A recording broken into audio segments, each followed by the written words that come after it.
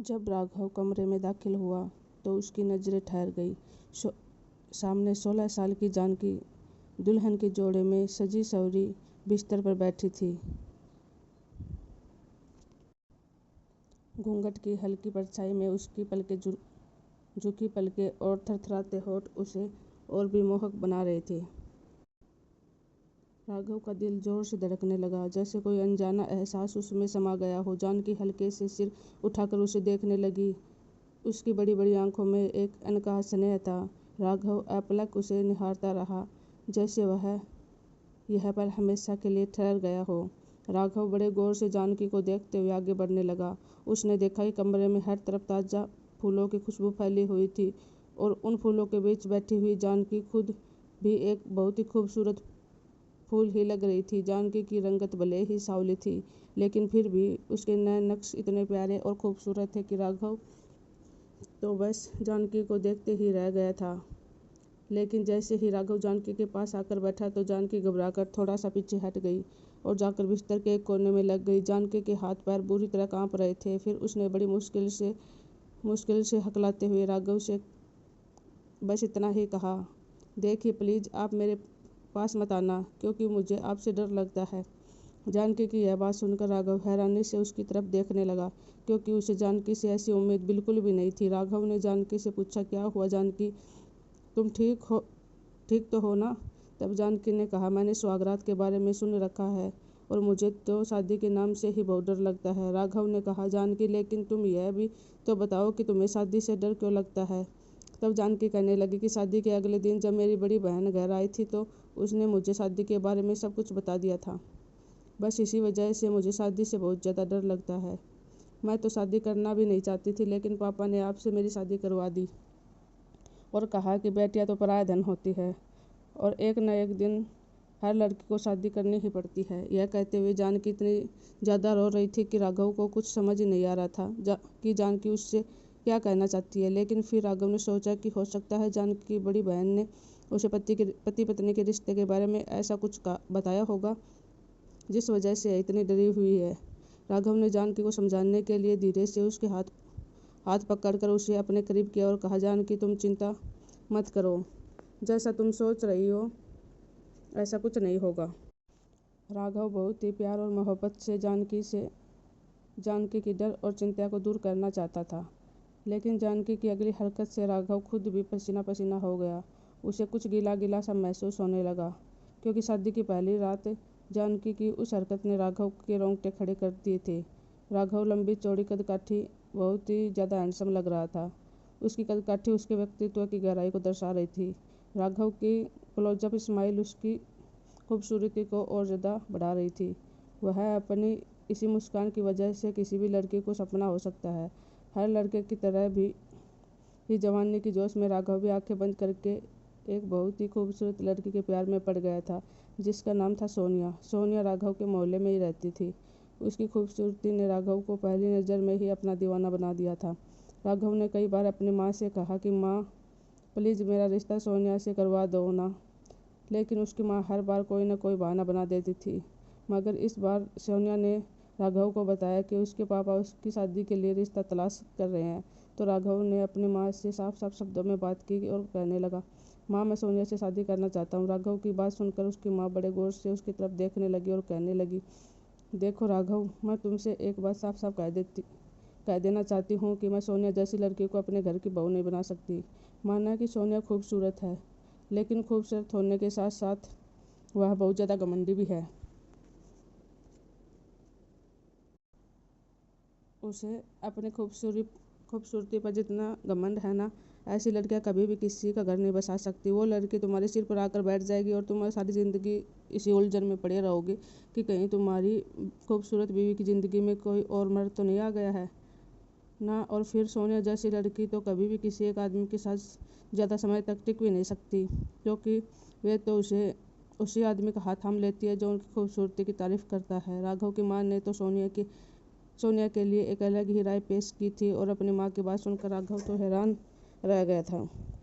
राघव ने अपनी माँ से कहा, माँ सोनिया ऐसी लड़की बिल्कुल भी नहीं है।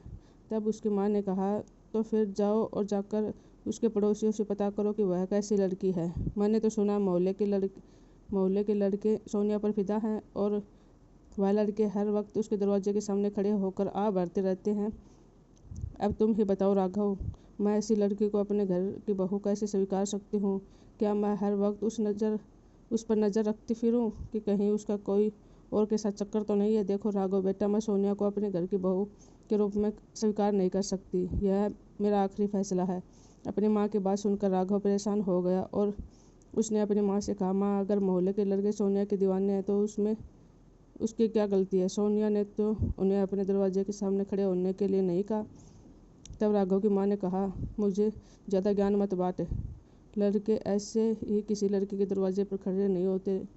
लड़कियां अपनी अदाएं दिखाकर अपनी खूबसूरती का जाल बिछाती है, तब जाके लड़के उनके प्यार के जाल में फंसते हैं। अगर वह इतनी ही शर्मीली और पर्दानसी होती तो किसी भी लड़के को उसकी खूबसूरती का भनक तक नहीं लगती। सलवार कमीज पहनकर बिना दुपट्टे के सारे मोहल्ले में घूमती रहती है। तुमने भी तो उसे इसी तरह प्यार किया है ना? तुम्हें क्या लगता है कि वह बहुत शरीफ होगी? मक्खियाँ तो आकर मीठी चीज़ों पर ही मंडराती है, इसलिए तो दुकानदार हर वक्त मीठी चीज़ों को ढक कर रखती है। ठीक उसी तरह अगर माँ बाप भी अपनी बेटियों की ठीक सी परवरिश करे तो वह दुनिया की गंदी नज़रों से सुरक्षित रहती हैं। लेकिन सोनिया के माँ बाप को तो अपनी जिम्मेदारियों का कोई एहसास ही नहीं है। सोनिया की माँ तो खुद ही सलवार कमीज पहनकर बिना दुपट्टे के घर घर घूमती रहती है, तो फिर उसने अपनी बेटी की क्या अच्छी परवरिश की होगी? राघव की माँ ने तो कुछ ही शब्दों में सोनिया और उसके खानदान की सारी पोल खोल दी थी। राघव की माँ की बात भी हद तक सही थी, क्योंकि सोनिया वाकई में बहुत ही मॉडर्न थी और उसकी माँ भी ऐसी थी। लेकिन राघव अपने दिल को कैसे समझाता, जो सोनिया के प्यार में पागल हो चुका था? और फिर सोनिया भी तो राघव के प्यार को बढ़ावा दे रही थी। सोनिया अक्सर राघव के साथ उसकी बड़ी सी गाड़ी में घूमती रहती थी। वह राघव के साथ बहुत प्यार मोहब्बत की ऐसी बातें करती थी कि राघव उसके प्यार में पूरी तरह से डूब चुका था। अब तो राघव अपनी ज़िंदगी में सोनिया के अलावा किसी और की कल्पना भी नहीं कर सकता था। राघव ने आज तक सोनिया को बहुत से महंगे महंगे तोहफे दिए थे। उसने सोनिया की हर ख्वाहिश को भी पूरा किया। साथ ही राघव ने सोनिया से यह भी वादा किया था कि वह जल्दी उससे शादी करके उसे हनीमून के लिए विदेश लेके जाएगा। सोनिया खुद भी राघव से शादी करने के लिए बेताब थी, इसलिए वह बार बार राघव को शादी का रिश्ता भेजने के लिए दबाव बनाती रहती थी। लेकिन राघव की माँ तो मान ही नहीं रही थी। राघव ने अपनी माँ के सामने हाथ जोड़कर कहा,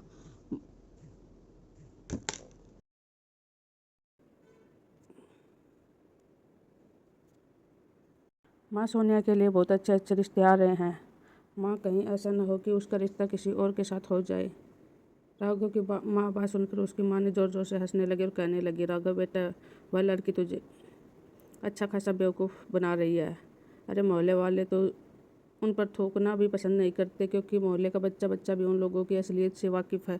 और सोनिया जैसी लड़कियों के रिश्ते नहीं आते उनके बच्चे, बल्कि ऐसी लड़कियां तो घर से भाग जाती हैं। राघव बेटा, तुम तो सोनिया के लिए सिर्फ एक ATM मशीन हो, जिससे वह जब चाहे पैसे निकाल सकती है। और फिर मैं तो इस बात से भी अच्छी तरह से वाकिफ़ हूँ कि यह लड़की तो शादी के बाद भी तुम्हारा पैसा लुटेगी और फिर तुम्हें छोड़कर चली जाएगी। इसलिए एक माँ होने के नाते मैं तुम्हें समझा रही हूँ कि बेटा, उस लड़की से दूर हो जाओ। वैसे भी मैंने तुम्हारे लिए सुधीर की बेटी को पसंद कर लिया है।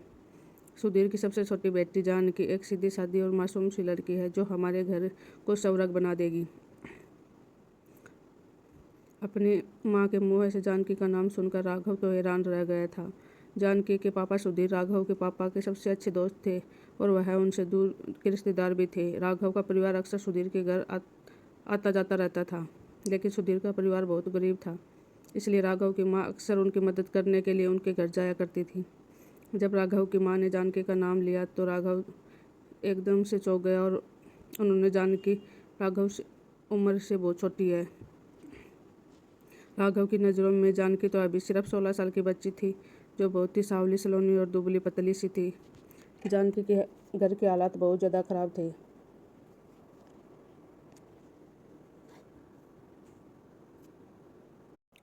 जिस वजह से जानकी बहुत ही ज़्यादा कमज़ोर और उदास नज़र आ रही थी। लेकिन जब राघव की माँ ने उसकी शादी के लिए जानकी का जिक्र किया तो राघव हैरान रह गया था। राघव ने गुस्से से अपनी माँ से कहा, माँ, मेरा और जानकी का क्या जोड़ है? जानकी एक बहुत ही कमज़ोर दुबली पतली सी 16 साल की बच्ची है, जबकि मैं 28 साल का हट्टा खट्टा जवान मर्द हूँ। तो फिर मैं उससे शादी कैसे कर सकता हूँ। तब राघव की माँ ने कहा, देखो राघव बेटा, जानकी एक गरीब परिवार की बेटी है और हमने उनके पापा पर बड़े एहसान किए हैं, इसलिए जब जानकी पूरी ज़िंदगी तुमसे वफादार रहेगी। फिर जानकी एक धार्मिक संस्कारी लड़की है तो उसके आने से हमारे घर में सुख शांति का माहौल बना रहेगा।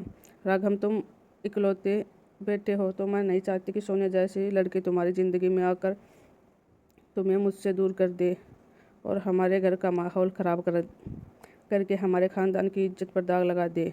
अगर जानकी इस घर की बहू बन जाएगी तो वह अपना समझकर ज़िंदगी भर हमारा साथ निभाएगी। रिश्ता जोड़ने के लिए उम्र का अंतर का कोई मायने नहीं रखता बेटा, रिश्ता तो दिल से जोड़े जाते हैं।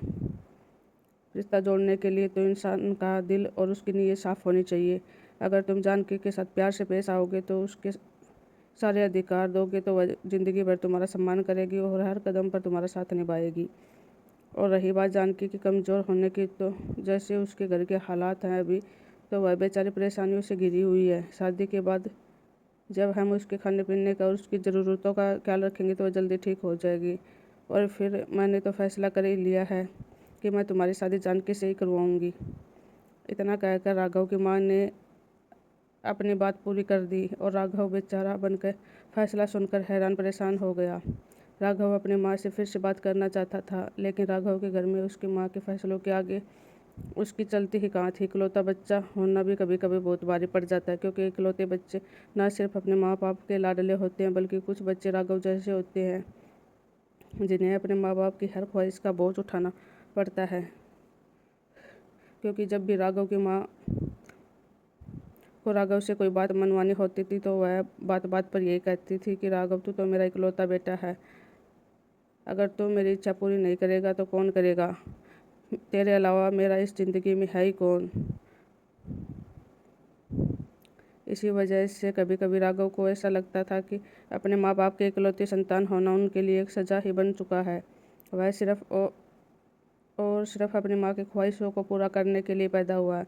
राघव के पापा खुद को विदेश चले गए और फिर वहाँ से उनकी अर्थी ही लौटी थी।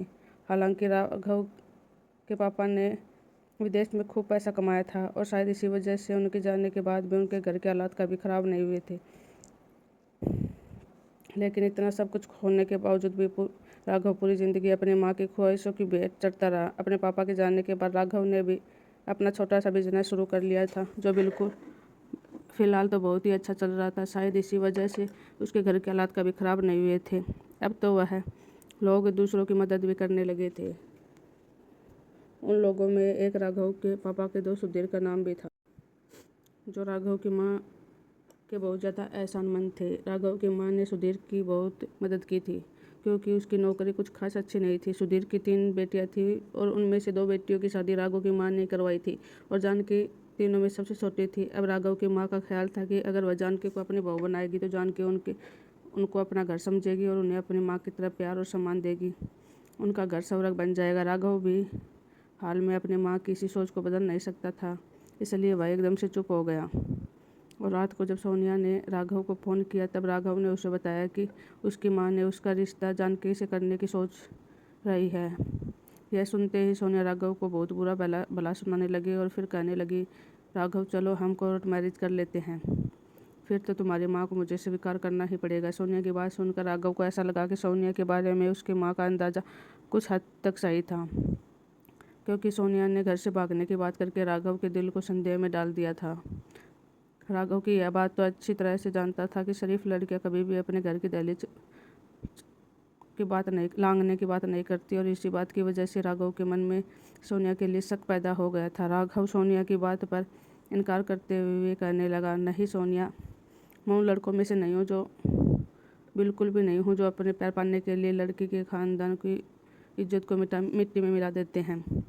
दरअसल राघव खुद भी कोर्ट मैरिज के खिलाफ था, क्योंकि उसका मानना था कि माँ बाप के होते हुए लड़का लड़की का भागकर शादी करना बहुत ही गलत है, और यही बात राघव को बिल्कुल भी पसंद नहीं थी कि इसलिए राघव ने सोनिया को कोर्ट मैरिज करने से सख्त मना कर दिया। राघव की ना सुनकर सोनिया का गुस्सा 7वें आसमान पर पहुंच गया और वह राघव पर चिल्लाते हुए कहने लगी, तो फिर निकल जाओ मेरी ज़िंदगी से और दोबारा मुझसे कभी बात करने की कोशिश मत करना। राघव, तुम जिंदगी भर अपनी माँ के पल्लू से ही बंधे रहना और उस काली कलूटी जानकी से शादी कर लेना, क्योंकि तुम उसी के लायक हो। सोनिया जानकी को अच्छी तरह से जानती थी, इसलिए जानकी का नाम सुनते ही सोनिया का गुस्सा 7वें आसमान पर पहुंच गया था। क्योंकि यह बात तो सच थी कि सोनिया की खूबसूरती के आगे जानकी तो कुछ भी नहीं थी। लेकिन राघव की माँ ने राघव के लिए जानकी को चुनकर सोनिया के तन बदन में आग लगा दी थी। सोनिया के इस बर्ताव से राघव को तकलीफ तो हुई, लेकिन वह अपनी माँ को दुखी करके सोनिया से शादी नहीं करना चाहता था। क्योंकि जिस तरह से सोनिया ने घर से भागने की बात कही थी, उसके बाद तो राघव खुद भी उलझन में पड़ गया था।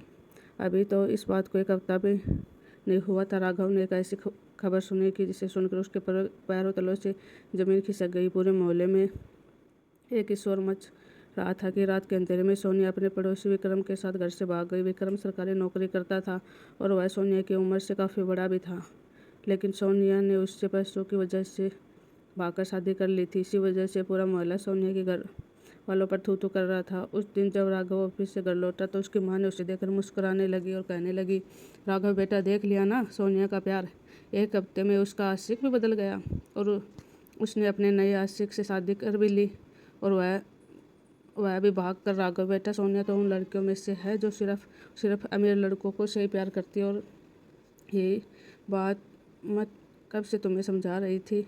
उस दिन राघव ने अपनी माँ की गोद में सिर रखकर काफ़ी देर तक रोता रहा, क्योंकि सोनिया की असलियत उसे अंदर से तोड़ कर रख दिया था। राघव की माँ ने राघव के सिर पर हाथ फेरते हुए कहा, राघव बेटा, जितना भी रोना है आज ही रोकर अपना दिल हल्का कर लो, क्योंकि कल की सुबह तुम्हारे जीवन में एक नया सवेरा लेकर आने वाली है। तुम कल ही मेरे साथ जानकी के घर चलना। मैं तुम्हारे सुधीर अंकल से तुम्हारे जानकी का हाथ मांग लूँगी और फिर भी बहुत ही सादगी से तुम दोनों की शादी करवा दूँगी, क्योंकि मैं चाहती हूँ कि मेरे जीते जी तुम्हारा घर बस जाए और मेरे मरने से पहले मैं अपने पोते पोतियों का चेहरा भी देख लूँ। हर माँ की तरह राघव की माँ ने भी राघव का घर बसने की और अपने पोता पोतियों को देखने की इच्छा जताई, जिससे सुनकर राघव के चेहरे पर अपने आप ही हल्की सी मुस्कान आ गई थी। इस बार राघव ने अपने माँ से कोई बहस नहीं की थी और अगले ही दिन राघव की माँ जानकी के लिए राघव का रिश्ता लेकर सुधीर के घर पहुंच गई। जानकी के पापा ने भी तुरंत इस रिश्ते को स्वीकार कर लिया था, क्योंकि वह पहले से ही राघव एहसान थे और फिर वो जानकी की जिम्मेदारी को लेकर भी बहुत ज़्यादा परेशान थे। राघव की माँ ने जानकी के पापा से 15 दिन के बाद ही सादगी से शादी करने की बात कही, क्योंकि उन्हें ना जानकी के पापा से कोई दहेज लेना था और ना ही जानकी के घर वालों से शादी में ज़्यादा कोई खर्चा करवाना था। राघव की माँ ने कह दिया था कि एक बार शादी हो जाएगी, फिर 1-2 दिन में ही वो राघव और जानकी के लिए एक शानदार रिसेप्शन पार्टी का आयोजन करेगी, और उन्होंने जानकी के पापा के सारे मेहमानों को बुलवाने की बात भी कही थी। जिसे सुनकर जानकी के पापा राघव की माँ के कदमों में ही बैठ गए थे। तब राघव की माँ ने उन्हें समझाते हुए कहा, अरे ये क्या कर रहे हो आप, प्लीज़ आप ऐसा ना करें, क्योंकि बेटियाँ कभी भी अपने माँ बाप पर बोझ नहीं होती, बल्कि बेटियाँ तो भगवान का दिया हुआ आशीर्वाद होती हैं। जब कभी भी भगवान किसी इंसान की झोली में बेटी देता है तो वो उन बेटियों की परवरिश और भलाई का इंतजाम भी करके ही भेजता है। राघव की माँ अपने साथ मिठाई का डब्बा तो लेकर आ गई थी। फिर जैसे ही दोनों तरफ से रिश्ते के लिए हाँ हुई, तब सबका मुँह मीठा करवाया। फिर कुछ देर बाद राघव के साथ अपने घर वापस आ गई। राघव के मन में जानकी को लेकर कोई खास जज्बा नहीं था, लेकिन अब तो राघव ने भी जानकी को अपने होने वाले पति के रूप में स्वीकार कर लिया था। अगर सोनिया विक्रम के साथ भागी नहीं होती तो शायद राघव के लिए इस रिश्ते को स्वीकार करना बहुत मुश्किल हो जाता, लेकिन सोनिया की उठाई उस एक कदम ने राघव के लिए ज़िंदगी में आगे बढ़ने की राह को आसान कर दिया था। राघव की माँ ने जानकी के लिए एक बहुत ही खूबसूरत शादी का जोड़ा खरीदा। उन्होंने हर चीज़ का इंतजाम अपनी तरफ से किया था।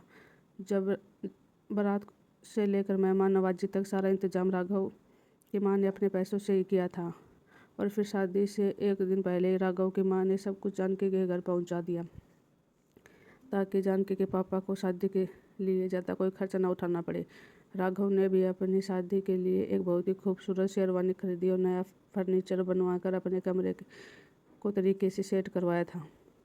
राघव की माँ ने तो जानकी के लिए और भी बहुत सारे जोड़े खरीदे थे, क्योंकि वह अपनी बहू को पहनने ओढ़ने से लेकर हर सपना पूरा करना चाहती थी। शादी से 1 रात पहले राघव की माँ ने उसे अपने कमरे में बुलाया और प्यारी सी मुस्कान के साथ राघव के सिर पर हाथ फेरते हुए कहा, देखो राघव बेटा, जानकी भले ही एक गरीब घर की बेटी है, लेकिन उसका दिल सोने का है। शादी के बाद तुम उसकी इज्जत करना और उसकी हर छोटी छोटी ख्वाहिशों का ध्यान रखना और उसे अपने सिर आंखों पर बिठा कर रखना। अगर तुम ऐसा करोगे तो वह भी तुम्हारे प्यार की कदर करेगी और तुम्हारे लिए अपना सब कुछ न्यौछावर कर देगी। राघव बेटा, जानकी ने अपने घर में बहुत सारी परेशानियां देखी हैं, लेकिन शादी के बाद जब तुम उसकी ज़िंदगी में खुशियों से भर दोगे तो वह खुद ब खुद तुम्हारे जज्बातों की कदर करने लगेगी और तुम्हें अपने पति होने के सारे अधिकार दे देगी। जानकी एक बिन माँ की बच्ची है और वह बेचारी तो अपनी ज़िंदगी में बहुत सी चीज़ों के लिए तरसी है। इसलिए मैं चाहती हूँ कि तुम उसके साथ बहुत ही प्यार और समझदारी से पेश आओ और उसे कभी भी कोई तकलीफ़ ना होने दो, क्योंकि जानकी जैसी लड़कियाँ बहुत किस्मत वालों को मिलती है। राघव की माँ ने एक सास की तरह नहीं बल्कि एक माँ की तरह जानकी के लिए राघव को यह सब कुछ समझा रही थी। राघव ने भी अपनी माँ की नसीहत को हमेशा के लिए अपने दिल में बसा लिया और उसने अपनी माँ से यह वादा किया कि वह जानकी के साथ हमेशा प्यार और सम्मान से पेश आएगा और उससे खुश रहने की पूरी कोशिश करेगा।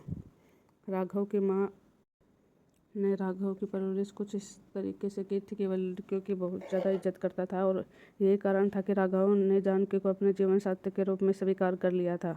अगले दिन राघव की शादी होने वाली थी और राघव की माँ ने बहुत ही सादगी से राघव की शादी जानकी से करवा दी और जानकी को विदा कराकर अपने घर ले आई।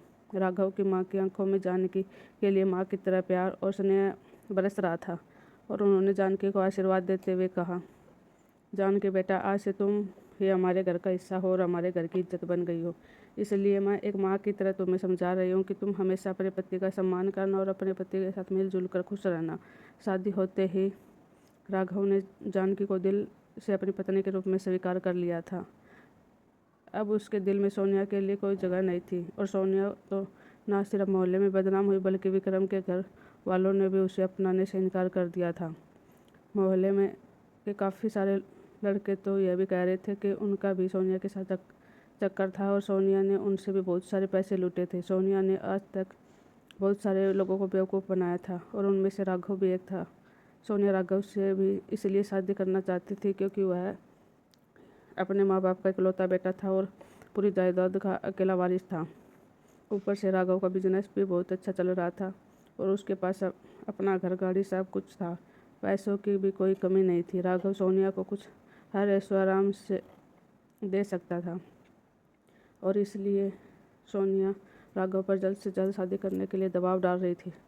सोनिया की सच्चाई का पता चलते ही राघव ने अपने आप को संभाल लिया और जानकी के साथ खुशी से अपनी ज़िंदगी बिताने का फैसला कर लिया। घर पहुंचकर कुछ रस्में निभाने के बाद राघव की माँ ने जानकी को के कमरे में बिठा दिया। तब राघव अपने कमरे में पहुंचा तो जानकी को देखते ही दिल एक पल के लिए धड़कना ही भूल गया था, क्योंकि जानकी भले ही सावली सलोनी थी लेकिन उसके चेहरे पर एक चमक थी जिसे देखकर कोई भी इंसान उसके प्यार में डूबने पर मजबूर हो जाता है।